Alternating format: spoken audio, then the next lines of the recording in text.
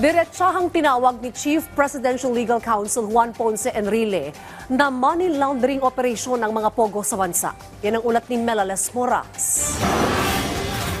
Suportado ni Chief Presidential Legal Counsel Juan Ponce Enrile ang desisyon ni Pangulong Ferdinand R. Marcos Jr. na tuluyan ang ipagbawal ang operasyon ng Philippine Offshore Gaming Operators o POGO sa bansa. Sa isang panayam, tumanggi si Enrile na sagutin kung kinonsulta ba siya ng presidente sa naging hakbang nito laban sa POGO, pero iginiit niyang tama ang naging pasya ng Pangulo.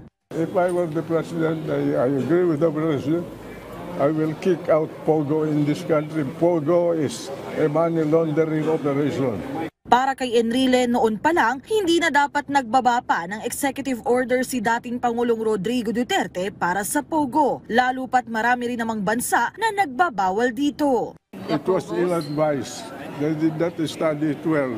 My God, POGO was banned by Cambodia, banned by many countries in Central Asia, and we adopted it here.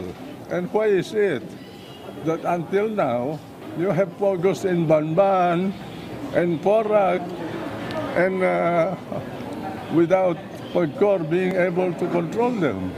Is that a wise decision, wise activity? Nakapanayam ng media si Secretary Enrile matapos nang dumalo sa joint hearing ng House Committee on Public Order and Safety at Committee on Games and Amusements patungkol sa mga krimeng iniuugnay sa POGO. Kabilang sa iba pang humarap dito sina Presidential Anti-Organized Crime Commission Undersecretary Gilbert Cruz at dating Presidential Spokesperson Harry Roque. Gate ng mga kongresista, desidido silang matukoy kung sino ang mga dawit sa mga ilegal na aktibidad sa POGO para mapanagot sila sa ilalim ng batas. For us in Congress, our duty is clear.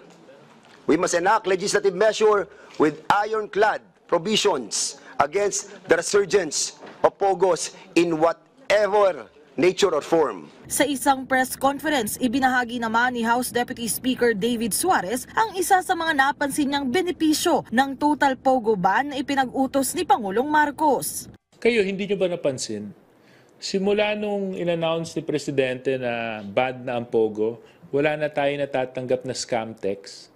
Sa akin kumonte. So I think that's just one clear example that tama yung sinabi ni Presidente na they have already morphed into other illegal activities such as scams, prostitution, human trafficking, murder, and all sorts of other things.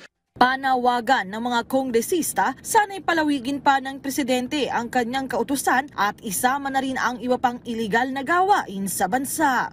It's not just POGO, marami rin kasing mga masasamang sugal pa na nakakalat sa lansangan natin. It has come to our attention that alam ko itong isabong dapat tigil na to kasi lang bakit ngayon meron pa rin mga gumigirilya dito. Siguro dapat panawagan po ito sa ating kapulisan at sa ating mga agencies in government to look into this matter. Pagtitiyak ng Kamara, patuloy nilang tututukan ang mga usaping lubos na nakakaapekto sa ating mga kababayan para sa ibayo pang ikabubuti ng bansa. Melales Moras para sa Pambansang TV sa Bagong Pilipinas.